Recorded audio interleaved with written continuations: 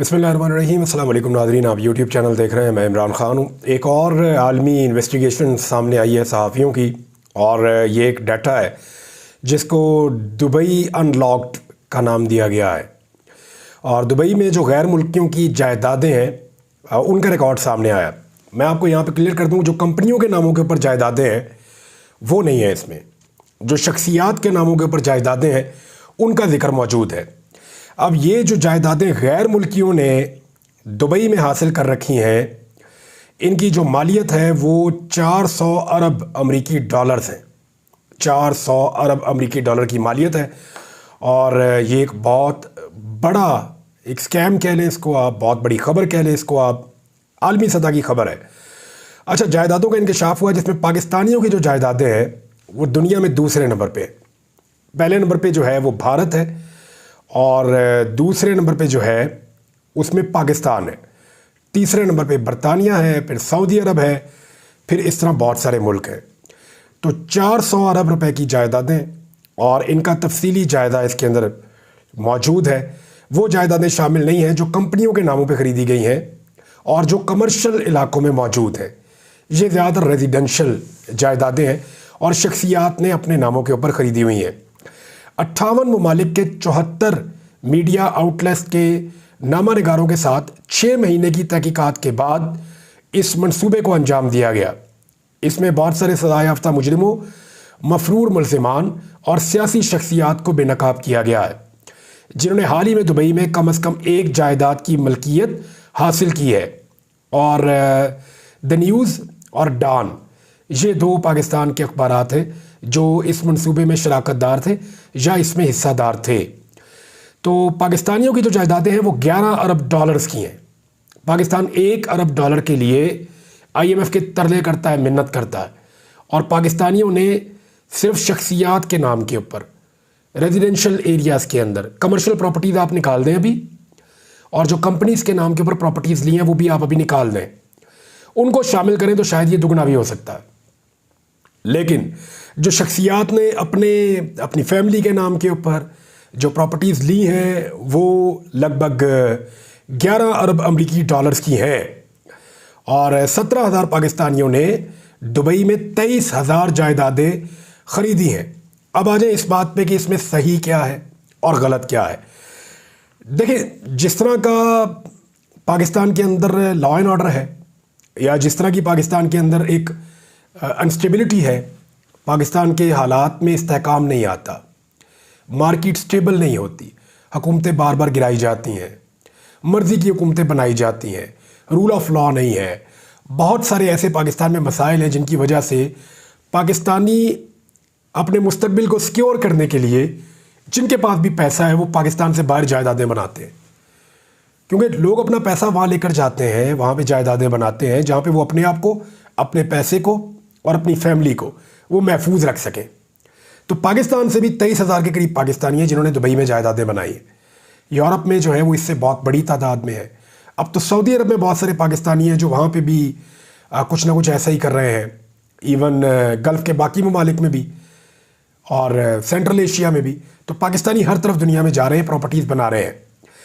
India जो है उसकी आबादी का आप अंदाज़ा लगाएं वो पाकिस्तान से कितना बड़ा है। आबादी के नुक्ता नज़र से पाकिस्तान से 5-6 गुना बड़ा है इंडिया, लेकिन प्रॉपर्टी में वो पाकिस्तान से आगे है, लेकिन दुगना नहीं है UAE में। और बरतानिया जो है वो कितना अमीर मुल्क है, वो तीसरे नंबर पे पाकिस्तान से पीछे है। सऊदी अरब कितना अमीर है, वो भी पाकिस्तान से पीछे है। तो इसमें बहुत सारे सियासतदानों के नाम भी आए हैं। परवेज़ मुशर्रफ का नाम आया, शौकत अजीज़ का नाम आया, 1 दर्जन से ज़ायद रिटायर्ड जर्नैलों के नाम आए, पुलिस चीफ का नाम आया, कुछ सफ़ीर हैं, साइंसदान हैं, और कुछ और सियासतदान हैं जो इस वक्त फैसल वाडा हो गए। उनके अलावा शेर अफजल मरवत का नाम है इसके अंदर जो है वो नाम है, मोहसिन नकवी का नाम है, और बहुत सारे ऐसे लोगों के नाम है, शर्जील मेमन का नाम है। अब ये और नाम सामने आते जाएंगे, आपको पता चलेगा। कुछ खिलाड़ियों के नाम भी आपको नज़र आएंगे आने वाले दिनों में, रिटायर्ड खिलाड़ियों के। तो आपको पता चलेगा कि कौन कौन दुबई में जायदादें रखता है। अब आ जाए इस बात पे कि इसमें गलत क्या है और सही क्या है। देखिए, जायदाद बनाना गलत नहीं है। आप दुनिया में कहीं पे भी जाके अपने पैसों से कोई भी जायदाद ख़रीद सकते हैं। इसमें कुछ गलत नहीं है। हाँ, गलत ये है कि जो पैसा आप लेकर गए, क्या वो आप जायज़ तरीके से लेकर गए? पहला सवाल। अगर तो आप पैसा जायज़ तरीके से लेकर गए तो बिल्कुल ठीक किया आपने। दूसरा सवाल, क्या पाकिस्तान में अगर आपने टैक्स रिटर्न फाइल की है तो उसके अंदर आपने वो प्रॉपर्टी बताई है या नहीं बताई? ये अहम सवाल है। तो ये मामला ज़्यादातर जो है वो जाकर रुकता है किन लोगों के पास? जो पब्लिक ऑफिस होल्डर्स होते हैं। मिसाल के तौर पे सियासतदान, ब्यूरोक्रेट्स, तमाम सरकारी इदारों के मुलाजमीन, इन्हें जवाब देना चाहिए, और ये जवाबदेह हैं कि इनके पास ये जायदादें बनाने का पैसा कहाँ से आया, इतना पैसा इनके पास कहाँ से आया, और ये इस पैसे को किस तरीके से इन्होंने दुबई में पहुँचाया, और फिर कैसे इन्होंने वहाँ पे जायदाद बनाई, और क्या ये जायदाद इन्होंने पाकिस्तान में डिक्लेयर की अपने टैक्स रिटर्न के अंदर। ये बहुत इंपॉर्टेंट है। ख़ास तौर पे वो लोग जो असेंबलियों में मौजूद हैं या सेनेट में मौजूद हैं या जो अवामी ओहदों पर मौजूद हैं, उन्हें जवाब देना होगा कि उन्होंने अपनी टैक्स रिटर्न्स में और जो इलेक्शन कमीशन के गोशवारे हैं उनके अंदर इन प्रॉपर्टीज़ का जिक्र किया है, इनकी मालियत और मालूमात फ्राहम की हैं या नहीं की। अगर कुछ लोगों ने ऐसा नहीं किया और इन प्रॉपर्टीज़ को छुपाया है या अपनी फैमिलीज़ की प्रॉपर्टीज़ को छुपाया है, तो फिर इसका मतलब ये है कि वो लोग कानून के दायरे में आएंगे और उनके ऊपर नाअहली की तलवार लटकती रहेगी। अब फैसल वाडा से जब आज सवाल किया गया तो वो आए बाएं शाएं कर रहे थे। कभी वो जजेस की तरफ ले जाते थे मामला, कभी पीटीआई की तरफ ले जाते थे, कभी किसी की तरफ कभी किसी की तरफ ले जाते थे। नवाज शरीफ के बच्चों की फिर प्रॉपर्टी निकल आई, जरदारी साहब के बच्चों की प्रॉपर्टी निकल आई। यानी ये एक ऐसा ख़ानदान है कि कुछ भी हो पूरी दुनिया में, कोई लीक निकले उसमें ये ख़ानदान ज़रूर बीच में होता है। यानी इन्होंने हर जगह पे अपनी जायदादें बनाई है। इसके बारे में फवाद चौधरी ने एक बड़ा इंटरेस्टिंग ट्वीट किया, वो मैं पढ़ के सुनाता हूँ, आपको समझ आ जाएगी। उन्होंने दुनिया में कोई भी मालियाती स्कैंडल हो, पीपल्स पार्टी और नून लीग की लीडरशिप के नाम शामिल ना हो, ये मुमकिन ही नहीं है। अल्हम्दुलिल्लाह एक मरतबा फिर पाकिस्तानी अवाम को मायूसी नहीं हुई। 11 अरब डॉलर की प्रॉपर्टीज़ में नून लीग और पीपल्स पार्टी की लीडरशिप के नाम जगमगा रहे हैं, ये जनाब फवाद चौधरी साहब ने कहा। जो नुक्ता मैं आपको समझा रहा हूँ उसको समझने के लिए फयाज़ राजा साहब की एक ट्वीट है, उसको आप देखें। वो ये कहते हैं, प्रॉपर्टी लीक्स में इंकशाफ हुआ कि वफाकी वज़ीर दाखिला मोहसिन नकवी की अहलिया दुबई में जायदाद की मालिक निकली, जिसका मोहसिन नकवी ने रवां बरस मार्च में सेनेट इलेक्शन के लिए जमा कराए गए कागजात नामजदगी में जिक्र नहीं किया। अब ये जो मामला है ना कि कागजात नामजदगी में ना बताना और प्रॉपर्टी का मौजूद होना, यहाँ पे नाअहली की तलवार लटक रही होती है। अब देखना ये इन मामला पे बनता क्या है। ख्वाजा आसिफ तो ये कह रहे हैं कि जनाब पहले भी आया था, कामा तो कुछ नहीं हुआ, तब इन्होंने कहा भी था कि कुछ नहीं होता, और अब ये दुबई लीक्स आई तो कुछ नहीं होगा। तो ना आज तक लोग भूले हैं पनामा लीक्स को और ना लोग भूलेंगे दुबई लीक्स को, क्योंकि सबको बताना पड़ेगा कि उन्होंने अपनी प्रॉपर्टीज़ को बताया या नहीं बताया। उन्हें बताना पड़ेगा कि जो ख़रीदारी उन्होंने की उन मुल्कों में उसके जायज़ ज़राए क्या है। कारोबारी लोग हैं, उनकी मर्ज़ी है। जो कारोबारी लोग हैं, पाकिस्तान में एक बंदे की 4 फैक्ट्रियाँ बिक गई, काम भी नहीं चल रहा, वो बेचारा दुबई में जाएगा कारोबार करने के लिए, या बांग्लादेश में जाएगा, या चाइना में जाएगा, या यूरोप में जाएगा। वो अपना पैसा निकालेगा, बाहर जाके कारोबार करेगा, घर भी खरीदेगा, उसकी तो खैर है। लेकिन जो पब्लिक ऑफिस होल्डर्स हैं वो फिर अकाउंटेबल भी होते हैं, जवाबदेह भी होते हैं, उनको जवाब देना होता है। देखना ये है कि अब ये लोग क्या जवाब देते हैं, या इनके पास जवाब मौजूद है या नहीं मौजूद। शेर अफजल मरवत ने तो फ़ौरन जवाब दे दिया।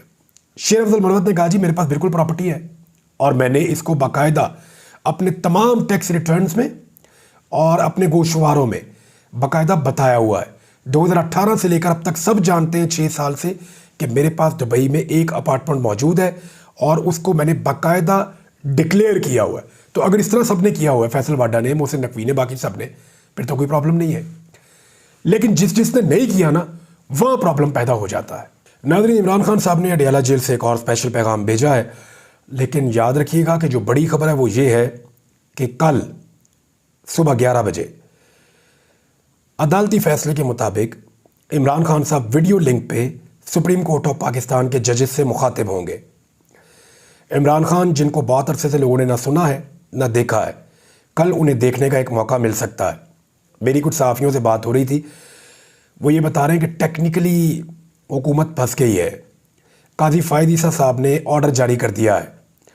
अब अगर ऑर्डर पे इम्प्लीमेंट नहीं होता तो साथी जज साहिबान जिन्होंने मुतफ़िका तौर पे ये कहा कि जनाब इमरान खान को ये राइट मिलना चाहिए कि वो अदालत में पेश हों और चाहे वीडियो लिंक के ज़रिए हों, वो जज साहिबान उम्मीद कर रहे हैं कादी फ़ाइज़ ईसा से कि वो अपने फ़ैसले पर इम्प्लीमेंट करवा पाएंगे। अगर वो अपने फ़ैसले पर अमल दरामद ना करवा पाए तो कादी फ़ाइज़ ईसा साहब के लिए बड़ी ऑकवर्ड सिचुएशन हो जाएगी अपने साथी जज साहिबान के सामने और उनकी पोजीशन बड़ी कमज़ोर हो जाएगी। दूसरी बात यह है कि टेक्निकल रीज़न पे अगर इसको रोक भी दिया जाता है तो लंबे अरसे तक के लिए नहीं रोका जा सकता। अल्टीमेटली इमरान खान साहब किसी ना किसी केस के अंदर या इसी केस के अंदर सामने आ जाएंगे और अब ज़्यादा देर तक उनको लोगों की नज़रों से ओझल नहीं रखा जा सकता। इमरान खान साहब ने कहा मुल्क की बदकिस्मती है, यहाँ एक खुद साख्ता बादशाह सलामत फ़ैसले करते हैं और मैंडेट नहीं है हुकूमत के पास, तो फिर ऐसे में मुल्क में फसाद और इंतशार होता है जैसा हमें कश्मीर में नज़र आ रहा और पाकिस्तान में ऐसी चीज़ें फैलने का ख़दशा है। फॉर्म 47 वाली जाली हुकूमतें हैं और हुकूमत मुंतखब की होती है पब्लिक ने, जमहूरियत के अंदर तो ऐसा होता है, और हुकूमत के पीछे अवाम खड़ी होती है और अवाम अपनी मुंतखब हुकूमत को कदर की निगाह से देखते हैं। अगर कोई तनाज़ा खड़ा हो जाए तो बातचीत के ज़रिए उसका हल निकल आता है, मगर जाली हुकूमत जिसको मुसल्लत किया गया होता है जैसा कि गिलगित बल्तिस्तान में, आज़ाद कश्मीर में, पंजाब में और पाकिस्तान में, उनका अवाम से कोई रिश्ता नहीं है। चुनाचा हर जानिब बेचैनी है और मायूसी है। फॉर्म 47 ज़दा हुकूमतों के ख़िलाफ़ बजट के मौका पर और शदीद रद्द-ए-अमल आएगा, ये इमरान खान साहब ने कहा। बहुत सारी और चीज़ें भी उन्होंने बोली लेकिन वो चीज़ें तकरीबन रिपीट हो रही हैं, कुछ बातें उन्होंने नई भी की हैं, मैं आपको बताऊंगा। लेकिन एक और बड़ा अहम फैसला इमरान खान साहब ने कहा और अपनी पार्टी के रहनुमाओं को हदायत की है फजलुर रहमान से मुताल्लिक। उन्होंने कहा कि जमीयत उलमा इस्लाम फजलुर रहमान साहब के ख़िलाफ़ बयानात से अभी रुक जाएं और उनसे राब्ता तेज़ करने की हदायत की है। और इमरान खान साहब ने वज़ीर आला खैबर पख्तूनख्वा अली अमीन गंडापुर के मौलाना फजलुर रहमान से मुताल्लिक हालिया बयानात पर कहा कि फजलुर रहमान पर तनकीद से अभी बाज रहना चाहिए। मकसद एक है ना, फजलुर रहमान भी धांधली के खिलाफ रोला डाल रहे हैं, इमरान खान साहब भी धांधली के खिलाफ रोला डाल रहे हैं, लेकिन फजलुर रहमान पे आप ट्रस्ट नहीं कर सकते। मुझे ज़ाती तौर पे ऐसा लगता है, वो इसलिए कि फजलुर रहमान साहब ने धांधली से मिलने वाली मखसूस नशस्तों में से हिस्सा लिया था। अगर वो सच्ची नीयत के साथ फजलुर रहमान साहब इस धांधली के ख़िलाफ़ खड़े थे, इलेक्शन कमीशन के और निज़ाम के ख़िलाफ़ एहतजाज कर रहे थे, तो ये जो बंदर बांट थी ना मखसूस और अक़लियती नशस्तों की, ख़वातीन की मखसूस नशस्तें और अक़लियती नशस्तें, इनमें जो बंदर बांट थी ना, फजलुर रहमान साहब को उसका हिस्सा नहीं बनना चाहिए था, लेकिन वो इसका हिस्सा बने। और उन्होंने बताया कि एक्चुअली वो स्टेटस को के हामी हैं, उन्हें उनका ड्यू शेयर नहीं मिला। लेकिन इमरान खान एक पॉलिटिशियन है, तो उनको लगा इस वक्त फजलुर रहमान को छेड़ना पॉलिटिकली उनके लिए नुकसानदेह होगा और उनको ज़्यादा जमातों का एक इत्तेहाद कायम करना है ताकि वो अकेले ना रह जाए। पूरा निज़ाम कोशिश करता है इमरान खान अकेला हो तो उनको अकेला करके मारने में आसानी रहती है, तो जब बाकी लोग साथ होंगे तो निज़ाम के लिए थोड़ा मुश्किल हो जाएगा। ख्वाजा आसिफ ने एक स्टेटमेंट दिया है, वो ये कह रहे हैं हम जनरल ज़िया के साथ थे, हमने फ्लोर पर माफ़ी मांगी है। मैं सिर्फ चंद मिसालें गिना देता हूँ। जनरल ज़िया-उल-हक जो है ना, वो शहीद हो गए थे त्यारे के हादसे में और उनकी शहादत के बाद पाकिस्तान में 88 के इलेक्शन हुए थे और जनरल ज़िया की शहादत के बाद उस वक्त के जर्नैलों के साथ मिलकर, इस्टेब्लिशमेंट के साथ मिलकर PMLN ने, ख्वाजा आसिफ ने, नवाज शरीफ ने, इन सब ने IGI बनाई थी, उसकी माफ़ी नहीं मांगी। यानी अगर जनरल ज़िया के साथ पे माफ़ी मांगी तो उसके बाद तो ठीक हो जाते ना। जनरल ज़िया-उल-हक का साथ देने पर फ्लोर पे माफ़ी तो मांग ली, लेकिन उसके बाद अपना तर्ज़-ए-अमल बदला या नहीं बदला, एस्टेब्लिशमेंट की गोद में से उठे या नहीं उठे, ये देख लें आप। IGI जनरल ज़िया-उल-हक की शहादत के बाद बनाई, 2 मरतबा हुकूमत गिराई बेनज़ीर भुट्टो की एस्टेब्लिशमेंट के साथ मिलकर। जनरल ज़िया-उल-हक की शहादत के बाद 2008 से 2013 तक मोहरे बने रहे एस्टेब्लिशमेंट के। नवाज शरीफ साहब काला कोट पहनकर पीपल्स पार्टी की हुकूमत के खिलाफ अदालत चले गए मेमो गेट स्कैंडल में, बार बार मोहरा बने एस्टेब्लिशमेंट का। जनरल ज़िया-उल की शहादत के बाद परवेज़ मुशर्रफ के साथ डील कर ली, डील करके वापस आ गए। पहले डील करके बाहर चले गए, फिर डील करके वापस आ गए। जनरल ज़िया-उल-हक की शहादत के बाद 2022 में भी मोहरे बने और इमरान खान साहब की हुकूमत गिराई, ये सबको पता है। और अब तो अंदर के लोग बता रहे हैं, जो लोग शामिल थे इमरान खान की हुकूमत गिराने में, वो खुद बता रहे हैं कि जी हमें तो इस्तेमाल किया गया था जनरल फैद और जनरल बाजवा की तरफ से। ये वो लोग कह रहे हैं, अपने मुंह से कह रहे हैं कि हमें तो फ़ौज ने इस्तेमाल किया था हुकूमत गिराने के लिए। और बाद वाले जर्नलों के नाम भी ले रहे हैं, फजलुर रहमान साहब तो 2022 में भी मोहरा बन गए। अगर आपने माफ़ी मांगनी थी तो काम भी तो छोड़ना था ना, या उसी काम पे लगे रहना था और माफ़ी भी मांग लेनी थी। और ख़ुद 2018 में ख्वाजा आसिफ ने उस वक्त के आर्मी चीफ जनरल बाजवा को टेलीफोन पे मिन्नत करके अपनी सीट जीती। और 2024 के इलेक्शन में वो कैसे जीते, पूरा सियालकोट जानता है ख्वाजा आसिफ कैसे जीते। तो ये बड़ा क्लियर है, माफ़ी ज़बानी कलामी मांगना, लेकिन उसके बावजूद एस्टेब्लिशमेंट की गोद में बैठे रहना और बार बार उनकी मदद से इक़्तिदार में आना और दूसरों की हुकूमत को गिराना। इसमें अगर इस मुल्क में सबसे बड़ा कोई गुनाहगार है ना, तो वो PMLN है। इनसे बड़ा मुजरिम कोई नहीं है जमहूरियत का इस मुल्क में। नाज़रीन, मोहसिन अख्तर कियानी साहब के एक रिमार्क्स है कल अदालत के अंदर, और ये बहुत अहम रिमार्क्स है और ये अदलिया के लिए बहुत बड़ा चैलेंज भी है, स्पेशली इस्लामाबाद हाई कोर्ट के लिए। Chief justice Islamabad high court को इसके ऊपर ज़रूर नोटिस लेके इस मामले को मंतकी अंजाम तक पहुंचाना चाहिए। उन्होंने कहा इस्लामाबाद से दरवाजे और चीज़ें तोड़कर एक आदमी यानी इमरान खान उसको उठा कर ले गए, फिर उस गिरफ्तारी को सुप्रीम कोर्ट ने गैर कानूनी करार दे दिया। जो कुछ इस हाई कोर्ट के अंदर हुआ, हम तो उसकी भी इंक्वायरी नहीं करवा सके। तो ये कमज़ोरी है ना अदलिया की। मेरे ख्याल में चीफ जस्टिस को इसके ऊपर नोटिस लेना चाहिए और इस मामले को भी मंतकी अंजाम तक पहुंचाना चाहिए, जैसा कि बाकी मामलात को पहुंचाया जा रहा है। नाज़रीन, अब तक के लिए इतने, अपना ख्याल रखिएगा, अपने इस चैनल का भी। अल्लाह हाफ़िज़।